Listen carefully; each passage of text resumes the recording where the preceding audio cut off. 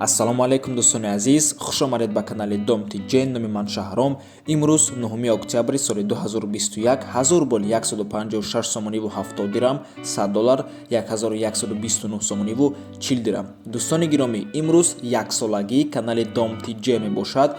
9 октябри соли 2020 канала кушодем ва имрӯз каналмон ровна яксола шуд. Раҳмати калон ки то ҳозир қати моен дастгиримон мекунед. Хеле миннатдорем аз шумо бародаро. имрӯз пешкаши шумо 15 та хонаҳои фурӯшӣ мегардонем аз шаҳри Душанбе, Хуҷанд, Бохтар ва ғайра.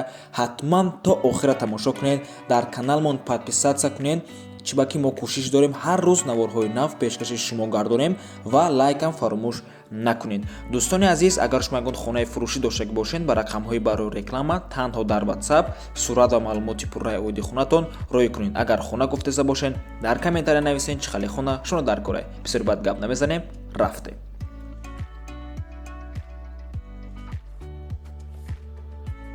хонаи фурӯшӣ дар шаҳри Ваҳдат, 6 сотиқ замин дар Истиқлол ҷойгир аст. як дар хона дорад, ошхона, ҳаммом, ҳоҷатхона, ҳамаш монтаж дорад. хона стяжка, шкатур кардагиай, гирди ҳавлӣ бошад, маҳкам. сертификат дорад, нархи хона бошад 85 000 сомонӣ. рақамҳои соҳибаш дар рӯи экран. аз номи канали Домти Ҷей гап занем.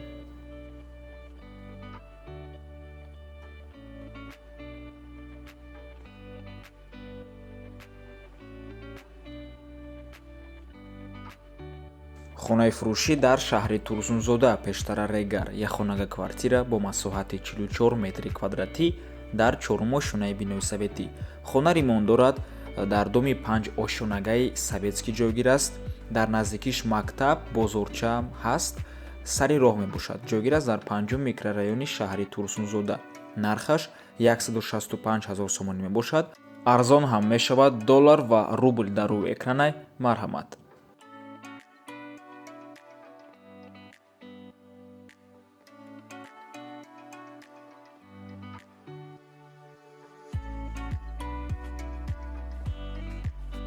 хонаи фурӯшӣ дар шаҳри Душанбе, духонага квартира бо масоҳати 50 метри квадратӣ дар 9 ошонаи бинои новостройка.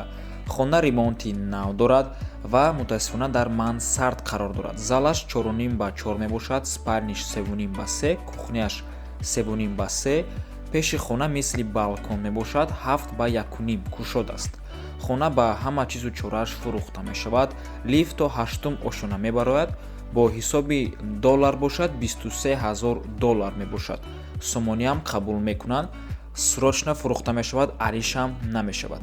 нархаш 263 000 сомонӣ. марҳамат дӯстони гиромӣ, арзон ҳам мешавад ва ҷойгир аст дар 9 километр шаҳри Душанбе.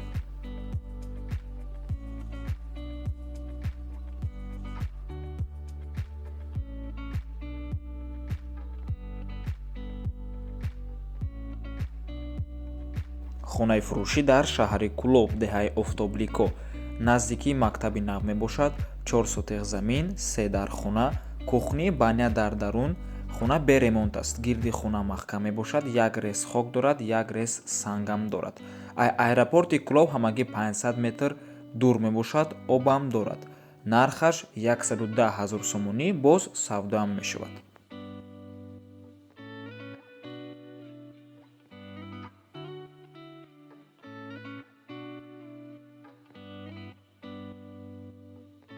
замини фурӯшӣ дар шаҳри Кулоб, болои автодром, 1.5 километр дур аз вокзал мебошад. 5 сотиқ замин дорад. об свет ҳама вақта ҳаст. нархаш бошад 55 000 сомонӣ. харидори аниқ боша, бо маслиҳатам мекунем, мега соҳибаш. рақамош дар рӯи экранай. рақамҳои Россия WhatsApp доранд.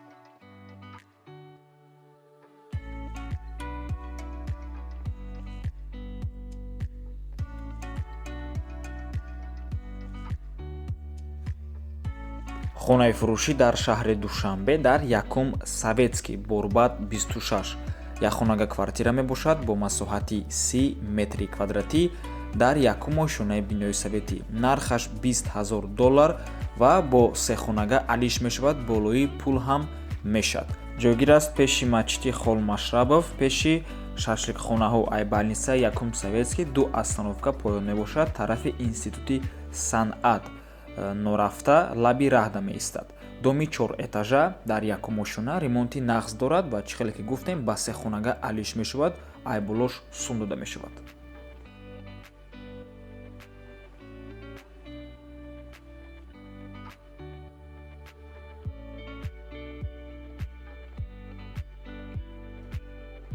хонаи фурӯшӣ дар шаҳри хуҷанд як хонага квартира бо масоҳати 30 метри квадратӣ дар сеюм ошунаи бинои советӣ. хона ремонт дорад ва ҷойгир аст дар квартали баҳор бинои 8. нархаш бошад 170 000 сомонӣ, арзон ҳам мешавад.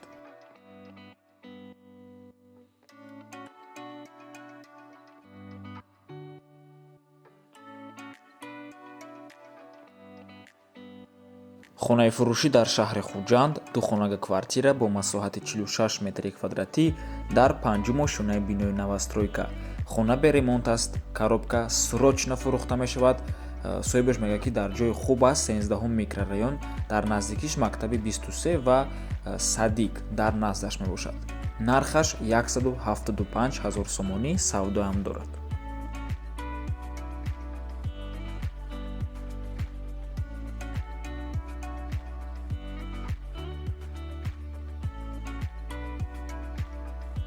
хонаи фурӯшӣ дар шаҳри душанбе як хонага квартира бо масоҳати 40 метри квадратӣ шумора метавонед ду хонага кунед дар 10-ум ошунаи бинои новостройка. хона бе ремонт аст, коробка дар доми 12 ошунага ҷойгир аст, техпаспорт дорад, дом ду талиф дорад, хай свет, об ҳамавақта ҳаст. дар наздикии 100 барг, ҳамин наздашда 100 барг мебошад, ҷош бениҳоят хуб аст.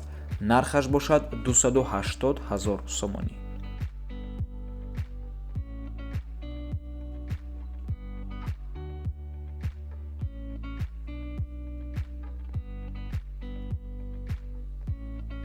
хонаи фурӯшӣ дар шаҳри бохтар пештара қурғонтепа ду хонага квартира бо масоҳати 40 метри квадратӣ дар сеюм ошунаи бинои советӣ. хона ремонт дорад ва ҷойгир аст дар кӯчаи дӯстии халқҳо 2. соҳибаш мегӯяд ки метавонед 24 ба 7 ба ҳазур занг задан гирен. нархи хона бошад 195 000 сомонӣ, арзон ҳам мешавад.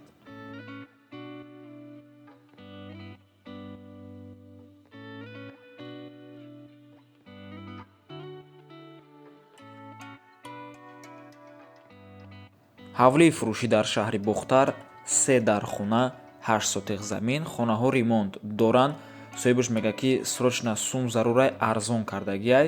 дар наздикии аэропорти шаҳри бохтар ҷойгир аст, наздикии части файзалӣ. ошхона, аловхона, анҷомхона, ҳезумхона, ҳаммом, ҳоҷатхона ва дарахтҳои меваддиҳандаам дорад. обу свети доимӣ аз лаби канал 100 метр даруни маҳаллада. бе посредник примои соҳиби хона хати савдо мекунед. нархаш 215 000 сомонӣ, арзон ҳам мешавад.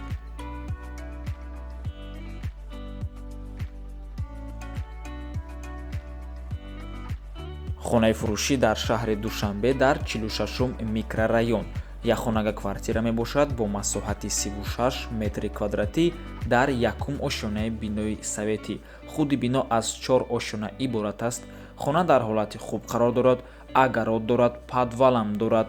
нархаш бошад 26 000 доллар ва ин нархи охирша бародаро, дига арзон намешавад. рақами соҳибаш дар рӯи экран.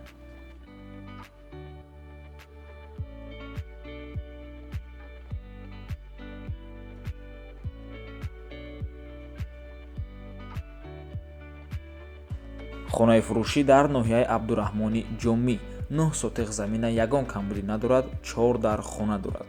нархаш бо маслиҳат мебошад.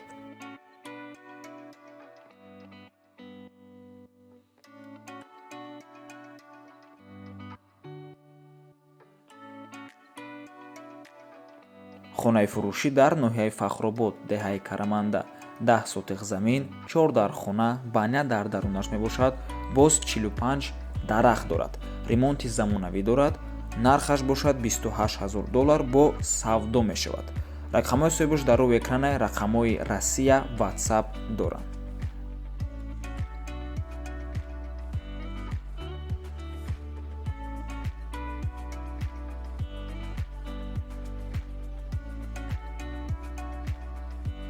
ҳавлии фурӯшӣ дар шаҳри Душанбе поёни бозори фаровонда ҷойгир аст. Аниқтараш ноҳияи Сино, Арбоб Хотунда, канечкаи маршруткаи 16.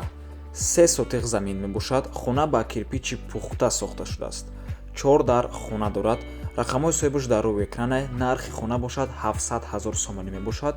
Хона дар даруни шаҳр ҷойгир аст. ремонти замонавӣ дорад. ва ин буд охирон хонаи фурӯшӣ дар имрӯзанавормон. раҳмати калон дӯстони азиз ки моро то охира тамошо кардед миннатдорем барои дастгирии шумо. То боздид барори кору шумода. худо нигаҳбонтон бошад.